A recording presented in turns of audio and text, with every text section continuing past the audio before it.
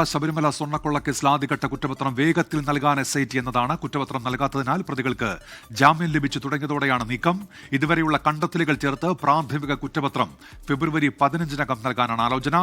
ഷഫീദ് റാവുത്തർ തിരുവനന്തപുരത്ത് നിന്ന്. ഷഫീദ്, എന്താണ് SITയുടെ നീക്കം? ഷഫീദ്, ഉന്മേഷി, ശബരിമല സ്വർണ്ണക്കൊള്ളയുമായി ബന്ധപ്പെട്ട് വേഗത്തിൽ കുറ്റപത്രം നൽകാനാണ് പ്രത്യേക സംഘത്തിന്റെ നീക്കം. കാരണം അന്വേഷണം തുടങ്ങി 3 മാസം കഴിഞ്ഞിട്ടും കുറ്റപത്രം നൽകാത്തതോടെ പ്രതികൾക്ക് ജാമ്യം കിട്ടി തുടങ്ങിയിരുന്നു.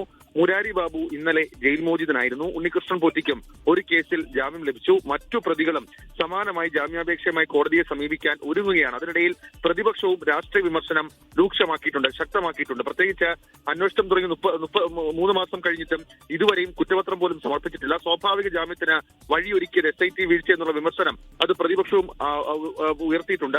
ഇതിന് പിന്നാലെയാണ് അടുത്ത മാസം 15-ാം തീയതിക്കകം ആദ്യഘട്ട കുറ്റപത്രം നൽകാനുള്ള SITയുടെ ആലോചന.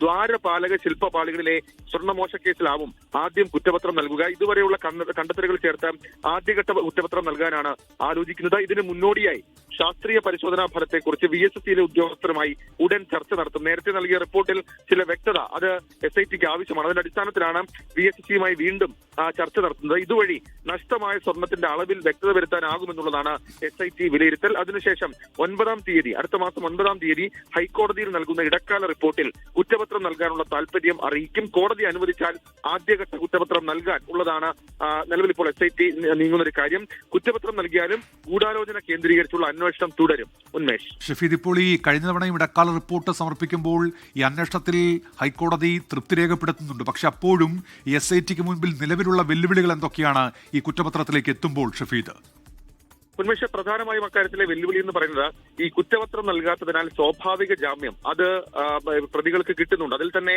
ഈ കേസിലെ മുഖ്യ സൂത്രധാരൻ എന്ന് പറയപ്പെടുന്ന ഉണ്ണികൃഷ്ണൻ പോറ്റിക്ക് ആദ്യ കേസിൽ ജാമ്യം ലഭിച്ചു. രണ്ടാമത്തെ കേസിൽ അത് കോടതിയിൽ ജാമ്യാപേക്ഷ ഇരിക്കുകയാണ്. മുരാരി ബാബു, രണ്ടാമത് അറസ്റ്റിലായ മുരാരി ബാബുവിന് 2 കേസിലും ജാമ്യം ലഭിക്കുകയും അദ്ദേഹം പുറത്തിറങ്ങുകയും ചെയ്തിട്ടുണ്ട്. ശബരിമല സ്വർണ്ണക്കൊള്ളയുമായി ബന്ധപ്പെട്ട് ഇപ്പോൾ SITക്ക് മുൻപിലുള്ള ചോദ്യം, എത്ര സ്വർണം ശബരിമലയിൽ നിന്ന് നഷ്ടമായി? രണ്ടാമത്തേത്, അത് എവിടെയാണ് പോയത്, എങ്ങനെയാണ് അത് കൈകാര്യം ചെയ്യപ്പെട്ടത്, ആരൊക്കെയാണ് അതിന്റെ ബെനിഫിഷ്യറീസ് എന്നുള്ളതാണ്.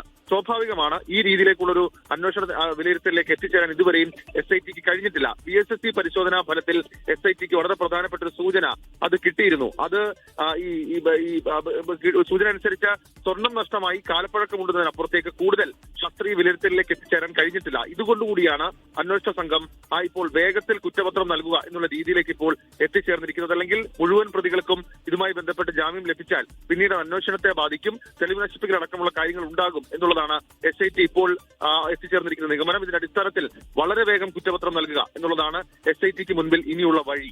ഉന്മേഷ്, ശരി, വേഗത്തിൽ കുറ്റപത്രം നൽകാനുള്ള നീക്കത്തിലേക്ക് SIT കടക്കുന്നു എന്നാണ് ഷഫീദ് റാവുത്തർ റിപ്പോർട്ട് ചെയ്യുന്നത് തിരുവനന്തപുരത്ത് നിന്ന്. ലോകത്തെവിടെയായാലും ഏത് സമയത്തും 24 വാർത്തകളും ഓഗ്മെന്റഡ് റിയാലിറ്റി പാക്കേജുകളും എക്സ്പ്ലെയിനറുകളും വിശദമായി കാണാൻ ഞങ്ങളുടെ YouTube ചാനൽ നിങ്ങൾക്ക് സബ്സ്ക്രൈബ് ചെയ്യാം.